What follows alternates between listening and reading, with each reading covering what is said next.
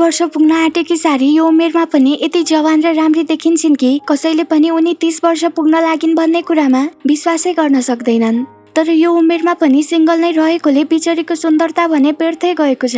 अनि यस क्याफेमा सारी आइराख्ने गर्छिन्, त्यसैले यहाँको ओनर जङ र उनी बीच राम्रो चिन्जान छ र यसबाहेक पनि उनीहरू दुई चाइल्डहुड फ्रेन्ड हुन्। तर कहिलेकाहीँ सर्भिसको नाममा सित्तैमा दिने केक र उनको लागि प्लेटमा पेपर छोड्ने जङको कामले भने उनी अप्ठ्यारो महसुस गर्ने गर्छिन्। अनि त्यही माथि उनले काम गर्ने अफिसका उनका ती कलिगहरू जो त्यस पेपरलाई देखेर कुरा बनाउने गर्छन् कि कहीं जङ सारीलाई लाइक त गर्दैन भनेर। तर उनीहरूलाई भने सारीको एज र उनी सिंगल भएकोमा के प्रब्लम छ कुन्नी, सारीलाई देख्न साथ राम्रो केटा खोजेर बिहे गर भन्दै उनलाई सल्लाह दिने गर्छन्, जसले गर्दा उनी इरिटेट भइसकेकी छन्। तर उनीहरू सिनियर रहेकोले बिचरी उनी यो सब सहन बाध्य छिन्। त्यसैले फ्रस्ट्रेट भएर साँझमा उनी पबमा जाने निधो गर्छिन्। तर भित्र जाने आँट नआएपछि उनी बाहिर उभिन्छन्, जहाँ एक ह्यान्डसम केटो मेन उनलाई नै निहालिरहेको थियो। अनि आफ्नै साथी डोरामीले लिन आएपछि सारी अब भित्र क्लबमा गई ड्रङ्क हुन्छन् र साथीहरूसँग इन्जोय गर्न थाल्छिन्। र बाहिरको त्यो केटा मेन यहाँ पनि उनलाई नै निहालिरहन्छ र उसलाई देखेकी सारी पनि अब मक्ख पर्न थाल्छिन्। अनि यहाँ एकछिनमा नै मेन र सारी नजिक आएर कुरा गर्न थाल्छन्। तर यति ह्यान्डसम केटोलाई डेट गर्न चाहेर होला यहाँ सारी उसँग उसको एज सोधिरहेकी थिइन्, तर मेन भने आफ्नो एक्चुअल एज लुकाइरहन्छ। यहाँ एक अननोन नम्बरबाट सारीलाई मेसेज आइरहेको हुन्छ कि म तिमीलाई भेट्न चाहन्छु, प्लिज यो नम्बर ब्लक नगर।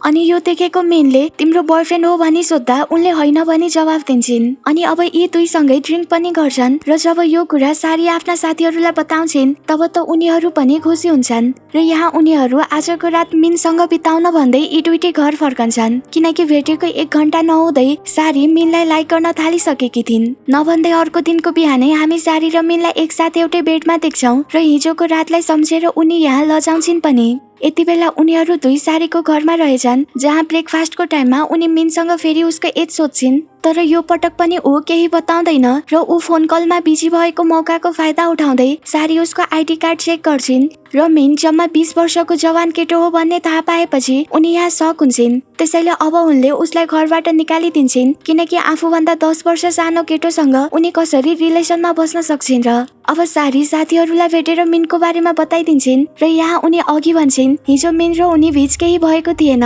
किनकि उनी उसँग एक हुन नचाहेपछि मिन उनलाई अँगालेर निदाएको थियो। मिन कति असल मान्छे रहेछ भनेर उनले हिजो राति नै बुझिसकेकी थिइन्, तर आफू दुई बीचको एज ग्यापको कारण उनले उसलाई टुक्राउनु पर्यो। अब यहाँ हिँड्दै गर्दा सारी अचानक त्यो केटासँग ठोक्किन्छन् र त्यस ह्यान्डसम केटा र उनको आँखा यहाँ एकछिनसम्म जुधिरहन्छ। अब त्यो केटा त्यहाँबाट गएपछि सारी साथीहरू मार्फत थाहा पाउँछिन् कि स्याङ चाँडै कोरिया फर्किने छ भनेर। यो कुरा थाहा पाएर सारी अपसेट हुन्छन्, तर स्याङ को हो त्यसको बारेमा चाहिँ हामीलाई पछि नै थाहा हुनेछ। अब सारीलाई क्याफेमा देखाइन्छ, जहाँ उनको मुड अफ भएको देखेर जङ उनको नजिक आउँछ। यहाँ उनले ड्रिङ्कको लागि इन्भाइट गरेपछि जङ उनीसँग रेस्टुरेन्टमा पुग्छ, जहाँ सारी आफ्नो र मिनको बारेमा उसलाई बताइदिन्छन्। तर उनलाई मनै मन लाइक गर्ने जङ यो सुनेर जेलस भइरहेको थियो। यहाँ उनी मिनको एजको कारण आफूले उसलाई टुक्राउन परेको भन्दै दुखी हुन्छन्, किनकि उनले त्यो ह्यान्डसम मिनसँग रिलेसनमा बस्ने सपना पनि देखिसकेकी थिइन्। अब सिन मिनमा शिफ्ट हुन्छ, जसको आज फोटोसुट चलिरहेको थियो र मिन त्यति सजिलैसँग कहाँ सारीलाई बिर्सन सक्थ्यो र त्यसैले अब उसले उनलाई आफ्नो फोटो सेन्ड गर्छ। तर मिटिङमा भएकी सारीको फोन मिनको मेसेजको कारण बज्न थालेपछि बोसले उनलाई गाली गर्छन् र पछि ल्यापटपमा उसले पठाएका ती फोटोहरूलाई उनले चेक गर्छिन्। अब साँझमा सारी मिनलाई भेट्न आएकी हुन्छन्, जहाँ एकअर्कालाई देखेर उनीहरू दुवैजना निकै खुसी थिए। यहाँ उसले डेटको प्रस्ताव राखेपछि सारी त्यसलाई टुक्राउँछिन्, किनकि भोलि चाँडै उनी अफिस जानु पर्ने थियो। अनि केही बेरसम्म ती दुई त्यहाँ एकअर्कासँग कुराकानी गरिरहन्छन्। अब एकछिनमा जब सारी आफ्नो अपार्टमेन्टमा पुग्छिन् तब त्यहाँ बोय सुट्सलाई देखेर उनी डराउन थाल्छिन् र यहाँ उनले को छ भनी सोध्दा त्यहाँ उनले सङलाई देख्छिन्, जसले आफूलाई उनको हस्बेन्ड बताइरहेको थियो। स्याङलाई देखेर उनी यहाँ तर्सिए जस्तै हुन्छन्, किनकि स्याङ साँच्चै नै उनको एक्स हस्बेन्ड हो। स्याङले यहाँ उनलाई अचानक किस गरेपछि रिसाएर सारी उसले गरेको सजावटलाई बिगारिदिन्छन्, किनकि अझ पनि उनले स्याङले दिएको धोकालाई बिर्सन सकेकी छैनन्, किनकि केही वर्ष अघि उसले एउटी केटीको चक्करमा लागेर सारीसँग विश्वासघात गरेको थियो। जसलाई सहन नसकेर नै उनी ऊबाट छुट्टिएकी रहेछन्। तर उसको मुख पनि हेर्न नचाहेकी सारीले अब उसलाई आफ्नो घरबाट निकालिदिन्छन्, किनकि अब उनको जीवनमा स्याङको लागि कुनै ठाउँ छैन। अर्को दिन स्याङ मद्दतको आश लिएर जङलाई भेट्न उसको क्याफेमा आउँछ, जहाँ सारीका साथीहरू मिलेर उसको ब्यान्ड बजाउँछन्। अनि पछि जङलाई भेटेर स्याङ भन्छ, सारीलाई पाउन मेरो मद्दत गर। यो सुनेर जङ नरिसाउने त कुरै भएन र सारीलाई मन पराउने भएकोले उसले सिधै स्याङलाई मनाही गरिदिन्छ कि उसले स्याङको मद्दत गर्न सक्दैन भनेर। तब रिसाएर स्याङ भन्छ, सारी मात्र मेरी हुन्, त्यसैले उनलाई पाउने सपना तिमीले छोडिदिए हुन्छ जङ। तर जङले यहाँ उसको कुरालाई वास्तै नगरिकन उसलाई त्यहाँबाट भगाइदिन्छ। यता जब सारीले स्याङ जङलाई भेट्न आएको कुरा थाहा पाउँछिन्, तब आत्तिँदै उनी जङलाई कल लगाउँछिन् र तब जङले सबै ठिक भइसकेको बताएपछि उनी खुसी हुन्छन्। साँझमा सारीका टिम पार्टीको लागि जान्छन्, जहाँ सारी थाहा पाउँछिन् कि कम्पनीको सिइओ आज आउँदैछन् भनेर, जसलाई उनले आजसम्म देखेकी छैनन्। अब उनीहरू यहाँ रमाइलो गर्न थाल्छन् र त्यति नै बेला सिइओ त्यहाँ आइपुग्छन्, जो अरू कोही नभई त्यो केटा यङ रहेछ, जोसँग सारी केही दिन अघि मात्रै पार्कमा एका बिहानै ठोकिएकी थिइन्, जहाँ उनीहरूको आँखा पनि जुधेको थियो। तर सिइओ यङ उनीहरूलाई नभेटिकन बाहिर निस्कन्छ। अब बाहिर बसिरहेकी सारीको नजिक उनको एक कलिग आउँछ, जसले यहाँ उनलाई म 34 वर्षको हुँ भन्दै प्रपोज गर्छ। तर सारी भने उसमा कति पनि इन्ट्रेस्टेड थिएनन्। त्यति नै बेला त्यहाँ उनको बोस आउँछन्, जो सारीलाई फोर्स गर्न थाल्छन् कि उनको लागि 34 वर्षको यो केटा पर्फेक्ट छ भनेर। त्यसैले अब उनीहरूबाट छुटकारा पाउन उनी अघि उभिएको यङको नजिक गई आफूसँग नाटक गर्न इसारा गर्छिन् र उसले पनि उनीसँग नाटक गर्न थाल्छ। तर बिचरी सारीलाई भने कहाँ थाहा छ र जोसँग उनी यो सब नाटक गरिरहेकी छन् त्यो उनको कम्पनीको सिइओ हो भनेर। तर अब एकछिनमा नै यी दुईलाई याद आउँछ कि उनीहरूको भेट पार्कमा भइसकेको छ भनेर। सारा ड्रङ्क भएकोले यङ यहाँ उनलाई घर छाडिदिने बताउँदै उनीहरू कारमा बस्छन् र त्यति नै बेला उनलाई स्याङको कल आउँछ, किनकि स्याङ उनलाई मनाउन उनको घर आएको रहेछ, तर उनी त घरमा नै थिएनन्। यहाँ सारी र स्याङको बोल्ने तरिका देखेर यङ तिनछक पर्छ, तर फोन कलको बारेमा सोध्ने आँट भने उसले गर्न सक्दैन। अनि सारीलाई फ्रस्ट्रेसनमा देखेर यङ अब उनलाई पार्कमा लैजान्छ, जहाँ उनी उसलाई बताउँछिन् कि आफ्नो अफिसको कलिगको कारण नै अघि उनले यङसँग नाटक गर्नु पर्यो भनेर, किनकि उनी कसैलाई डेट गर्न चाहदिनन्, तर उनका कलिग जबरजस्ती उनलाई कुनै केटासँग भिराउन चाहन्छन्। यो सुनेर यङ अचम्म पर्छ, किनकि आफ्नो कम्पनीको स्टाफ यस्ता छन् भन्ने उसलाई के थाहा। तर बिचरी सारीलाई पनि यङ आफ्नो अफिसको सिइओ भन्ने कहाँ थाहा छ र। अनि सारीको कुरा सुन्दै जाँदा यङ बुझ्छ कि अघि कारमा उनलाई फोन गर्ने मान्छे उनका एक्स हस्बेन्ड रहेछ र सारी आफ्नो लाइफमा एक्लो रहेको पनि उसले महसुस गर्छ।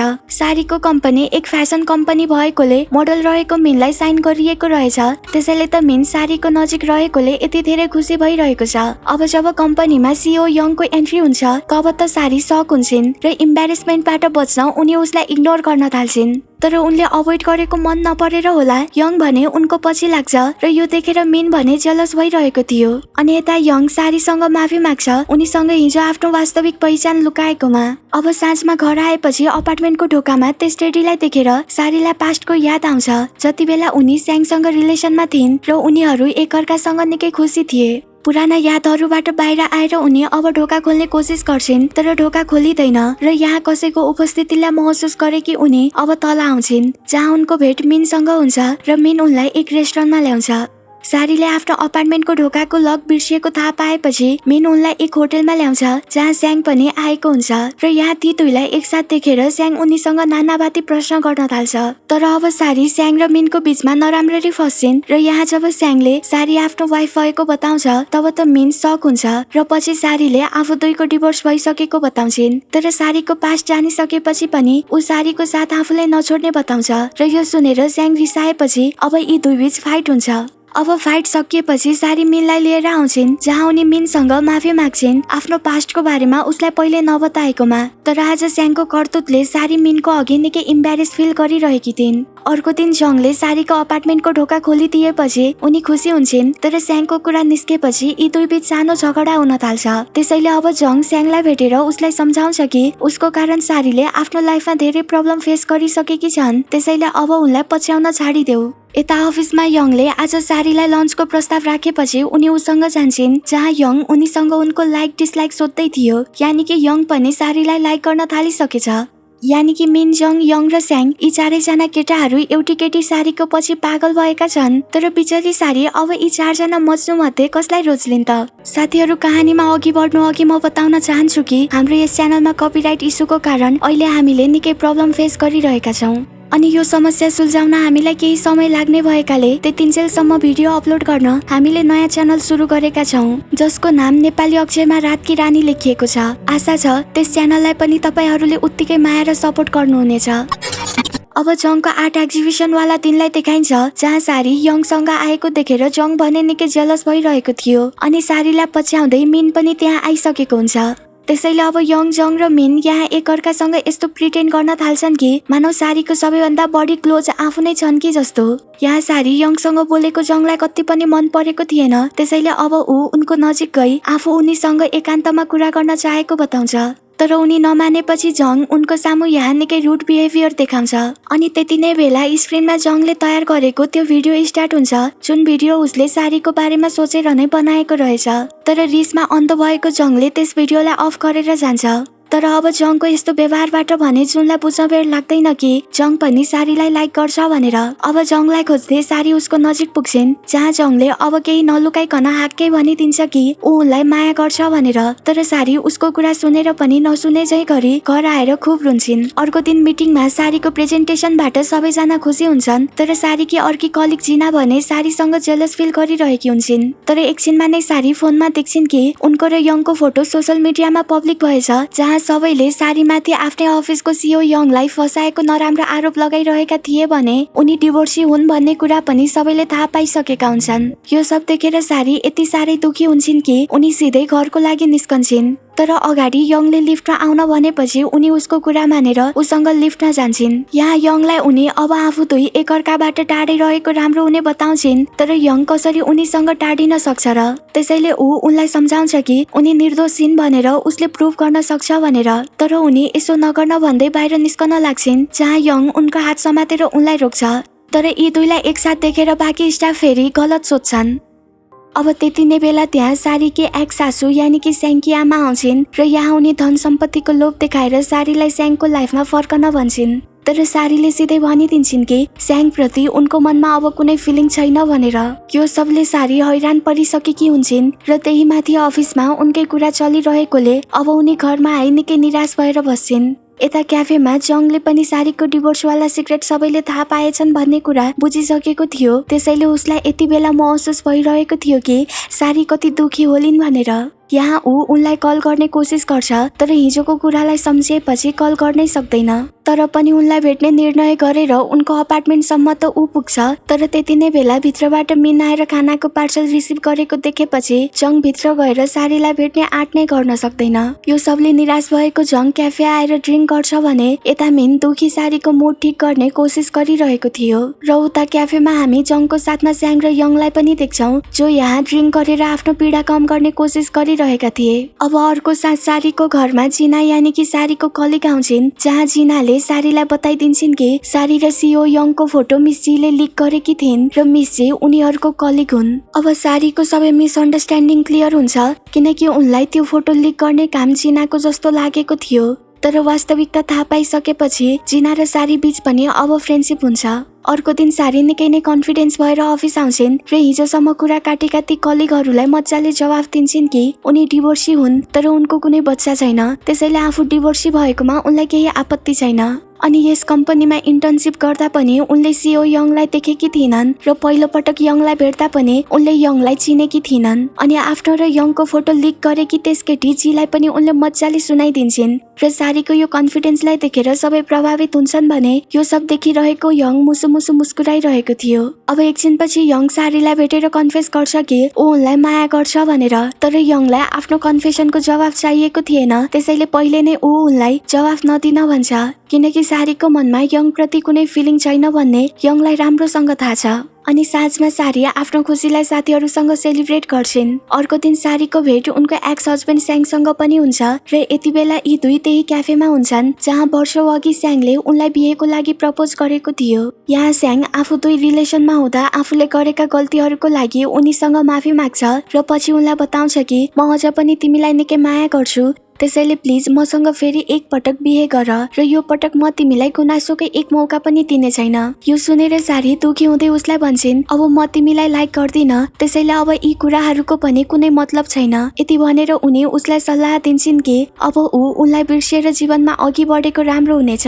अनि यति भनेर उनी त्यहाँबाट घरको लागि निस्कन्छन् र घरमा आएर खुब रुन्छन्। तर अब सारी पास्टका कुराहरूलाई बिर्सेर लाइफमा अघि बढ्ने निर्णय लिन्छन् र अर्को दिनबाट उनी काममा निकै मिहिनेत गर्छिन् आफूहरूको न्यू इभेन्टको लागि। आज सारीको 30औं बर्थडे भएकोले साथीहरूले उनलाई विश गर्छन् र यहाँ थाहा हुन्छ कि सारीले अब मिनलाई पनि इग्नोर गर्न थालेकी रहेछन्, यानि कि स्याङ र यङको साथमा उनले मिनलाई पनि रिजेक्ट गरेछन्। अब त्यही रात उनी जङलाई भेट्न जान्छन्, जहाँ जङले उनलाई उनको बर्थडे गिफ्टको रूपमा एक पेनड्राइभ दिन्छ जसमा त्यही भिडियो छ जुन भिडियोलाई उसले एक्जिबिसनको दिन चल्दै बीचमा रोकेको थियो। यहाँ अचानक सारी उसलाई किस गर्न अघि बढेपछि जङ तर्किहाल्छ। अब सारी उसको सामु फेरि फ्रेन्डसिपको प्रस्ताव राख्छिन् किनकि बितेका दिनमा घटेका ती घटनाहरूको कारण यी दुईको मित्रता लगभग टुटिसकेको थियो। तर यहाँ जङ उनीसँग केही समय माग्छ उनको फ्रेन्डसिपको प्रस्तावलाई स्वीकार्न। अनि सारीको यो 30औं बर्थडेलाई खास बनाउन रातमा सारीका साथीहरूको साथमा यङ, स्याङ, मिन र जङ जम्मा हुन्छन्, जहाँ उनीहरू सबैले सारीको यो बर्थडेलाई सेलिब्रेट गर्छन्। अब केही दिनपछिको समयलाई देखाइन्छ जहाँ कामको समयमा सारीलाई जङको कल आउँछ, यानि कि जङ सारीको बयफ्रेन्ड बन्न नपाए पनि उनको फ्रेन्ड बनेर खुसी रहेछ। सारीको पछि 4-4जना केटाहरू लागे पनि उनले कसैलाई पनि आफ्नो लाइफ पार्टनरको रूपमा चुज गरिनन्। तैपनि सारी आफ्नो लाइफमा आजकल निकै खुसी छन्, तर आशा छ कि सारीको लाइफमा चाँडै उनले चाहे जस्तो मान्छेको आगमन हुनेछ। र यसैको साथमा यो कहानीको इन्ड हुन्छ।